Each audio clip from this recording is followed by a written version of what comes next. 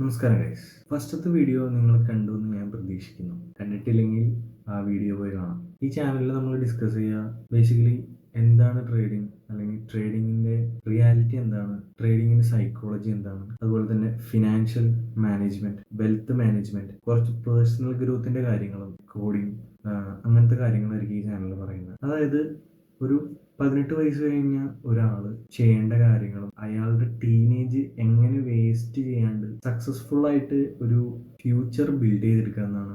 18 വയസ്സ് കഴിയുന്ന എല്ലാ കുട്ടികൾക്കും കിട്ടുന്ന ഒരു സാധനമാണ് പാൻ കാർഡ് എന്ന് പറയുന്നത്. ഈ പാൻ കാർഡ് കിട്ടിക്കഴിയുമ്പോൾ തന്നെ ഈ ലോൺ ആപ്പുകൾ എന്ന് പറഞ്ഞൊരു കെണിയിലേക്ക് പലരും വീഴുന്നത് ഞാൻ കണ്ടിട്ടുണ്ട്. ഈ എം പോക്കറ്റ്, ക്രെഡിറ്റ് ബി അങ്ങനത്തെ ഉള്ള ആപ്പുകളിൽ നിന്ന് ഈ പാൻ കാർഡ് ഉപയോഗിച്ച് ലോൺ എടുക്കുന്ന ഒരു പ്രവണത ഞാൻ കണ്ടിട്ടുണ്ട്. പലരെയും വീട്ടാൻ പോലും പറ്റാത്ത രീതിയിലുള്ള കടത്തിലേക്ക് ആക്കുന്നത് ഈ ലോണുകളാണ്. ചെറുപ്രായത്തിൽ തന്നെ പൈസ പ്രൊവൈഡ് ചെയ്ത് ഇത്രയും വലിയൊരു കുരുക്കിലേക്കാണ് അവർ നമ്മളെ തള്ളിയിടുന്നതെന്ന് നമുക്കറിയില്ല. ആക്ച്വലി എന്താണ് സംഭവിക്കുന്നത്? ഇത്രയും ചെറുപ്രായത്തിൽ തന്നെ നമുക്ക് അമിത പലിശ ഈടാക്കി നമ്മുടെ കയ്യിൽ നിന്ന് നമുക്ക് പൈസ തന്ന് EMI എന്ന് പറയുന്ന സാധനം, EMIക്ക് നമ്മളെ അടിമകളാക്കുന്ന ഒരു സാധനമാണ് ഈ ലോൺ ആപ്പുകൾ എന്ന് പറയുന്ന ഒരു സാധനം. 18 വയസ്സ് കഴിഞ്ഞ ആൾക്കാർക്ക് എല്ലാവർക്കും ഞാൻ പേഴ്സണലായിട്ട് ഫോണിൽ നോക്കുമ്പോൾ കാണുന്ന ഒരു സാധനമാണത്. ഞാനും പേഴ്സണലി യൂസ് ചെയ്യുന്ന ഒരാളാണ്. അതുകൊണ്ടാണ് ഞാൻ നിങ്ങൾക്ക് പറഞ്ഞു തരുന്നത്.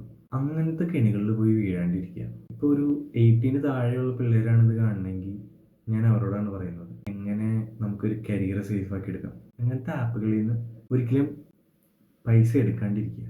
അത് ഒരിക്കലും നല്ലത് ചെയ്യില്ല നമുക്ക്. ട്രേഡിംഗ് എന്ന് പറഞ്ഞൊരു കാര്യം ഞാൻ നേരത്തെ വീഡിയോയിൽ പറഞ്ഞു തരും, അതൊരു ഗ്യാമ്പിളിംഗ് അല്ല. അത് ശരിക്കും ഒരു ഡിവോഷണൽ ആയിട്ടുള്ള ഒരു കാര്യമാണ്.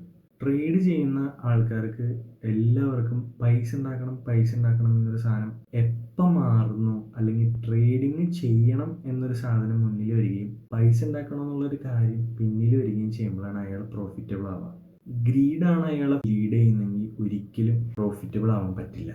ട്രേഡിങ്ങിൻ്റെ ഒരു ഏറ്റവും ഇമ്പോർട്ടൻ്റ് ആയിട്ടുള്ള കാര്യം എന്ന് പറഞ്ഞാൽ അതിൻ്റെ സൈക്കോളജിയാണ്. സൈക്കോളജി എന്ന് പറയുമ്പോൾ ഇമോഷണൽ കൺട്രോളാണ് ഏറ്റവും ഇമ്പോർട്ടൻ്റ് ആയിട്ടുള്ള ഒരു കാര്യം. നമ്മുടെ ഇമോഷനെ കൺട്രോൾ ചെയ്ത് പൈസ ഉണ്ടാക്കുക എന്നുള്ളതാണ് ട്രേഡിങ്ങിലെ ഏറ്റവും വലിയൊരു കാര്യം.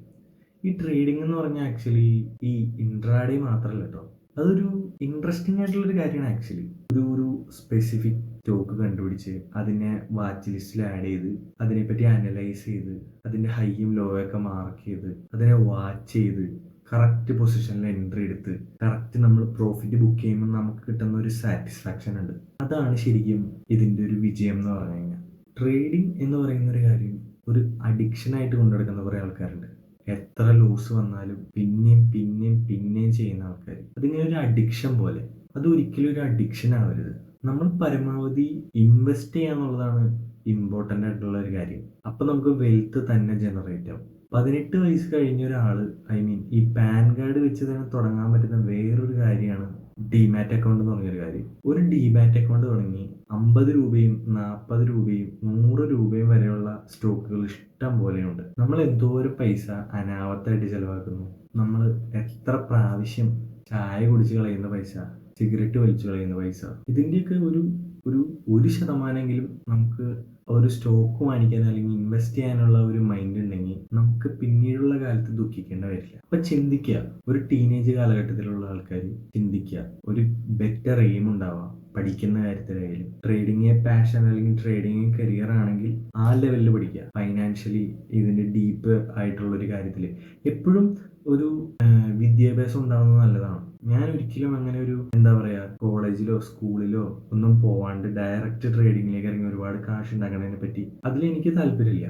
കാരണം നമുക്ക് കുറേ നല്ല ഓർമ്മകളും അതുപോലെ തന്നെ കുറേ നമ്മുടെ പെരുമാറ്റ ശൈലിയും അതുപോലെ തന്നെ നമ്മുടെ കോൺഫിഡൻസ് ഒക്കെ ബൂസ്റ്റ് ചെയ്യാൻ പറ്റുന്ന ഒരു സ്ഥലമായിട്ട് നമുക്ക് വേണമെങ്കിൽ കോളേജൊക്കെ കാണാം. ഒരുപാട് എക്സ്പോസർ കിട്ടും, ഒരുപാട് കാര്യങ്ങളെ പറ്റി അറിയാൻ പറ്റും, ഒരുപാട് ടൈപ്പ് ആൾക്കാരറിയും. നല്ലതും ചീത്തയുമായിട്ടുള്ള പല അനുഭവങ്ങളും നമുക്കുണ്ടാവും. ആ അനുഭവങ്ങളിൽ നിന്നൊക്കെ നമ്മൾ പഠിക്കും.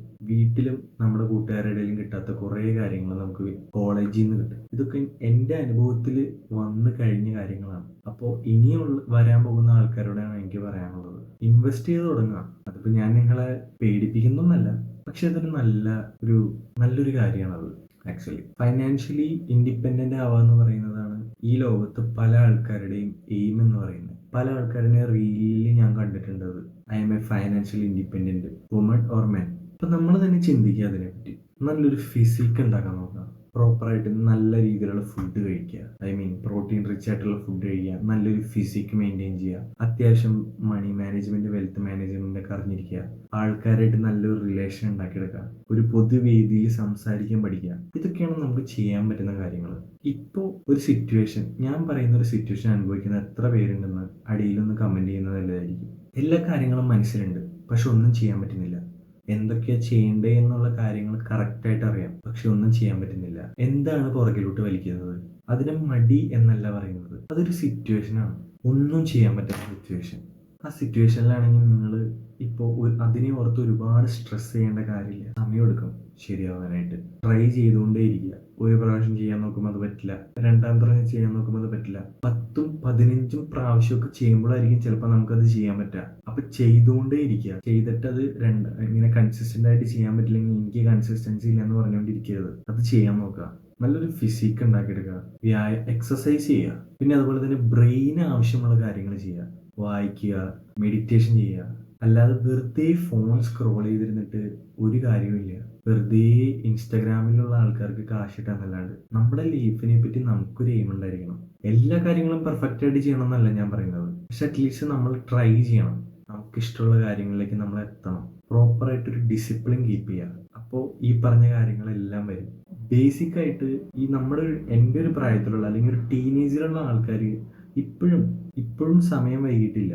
ഇപ്പോഴെങ്കിലും ഈ പറഞ്ഞതെല്ലാം ചെയ്തു തുടങ്ങാൻ നോക്കാം. ഫസ്റ്റ് പ്രാവശ്യം ചെയ്യാൻ പറ്റുമെന്ന് ഞാൻ പറയുന്നില്ല, പക്ഷെ പല പ്രാവശ്യം പരിശ്രമിക്കുമ്പോൾ ഒരു പ്രാവശ്യം അത് ചെയ്യാൻ പറ്റും. അപ്പൊ ചിന്തിക്കുക അതിനെപ്പറ്റി. നമ്മളെ കൊണ്ടൊന്നും പറ്റില്ല എന്ന് പറഞ്ഞ് മാറി നിൽക്കരുത് പുറകോട്ടേക്ക്. നമ്മളെ കൊണ്ട് പറ്റും എന്ന് തന്നെ വിശ്വസിക്കുക. ഇമോഷന്റെ ബേസിസിൽ ഒരു കാര്യങ്ങൾ ചെയ്യാണ്ടിരിക്കുക. പിന്നെ ഞാൻ ടയേർഡാണ്, ഇന്ന് എനിക്ക് ചെയ്യാൻ പറ്റില്ല, അങ്ങനെയല്ല. കൺസിസ്റ്റന്റ് ആയിട്ട് അത് ചെയ്യാൻ നോക്കുക. അപ്പൊ ടെൻഷൻ ആവണ്ടെന്നാണ് ഞാൻ പറഞ്ഞു തരുന്നത്. ടെൻഷൻ ആവേണ്ട കാര്യമില്ല. നിങ്ങൾ ആക്ഷൻസ് എടുക്കാൻ നോക്കുക. പരമാവധി ചിന്തിച്ച് കൂട്ടാണ്ട് ആക്ഷൻസ് എടുക്കാൻ നോക്കുക. ആക്ഷൻസ് എടുക്കുമ്പോഴാണ് പ്രോഗ്രസ് ഉണ്ടാവുക.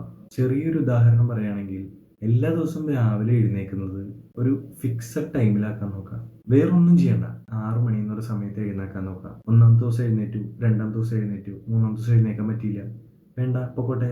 4-ാമത്തെ ദിവസം എഴുന്നേക്കാൻ നോക്കണം. 5-ാമത്തെ ദിവസമൊക്കെ എഴുന്നേക്കാൻ പറ്റിയില്ല, പൊക്കോട്ടെ. 6-ാമത്തെ ദിവസം എഴുന്നേക്കാൻ നോക്കണം. ഒരുപാട് ഡോട്ടുകൾ ചേർന്നാണ് ഒരു ലൈനാവുന്നത്.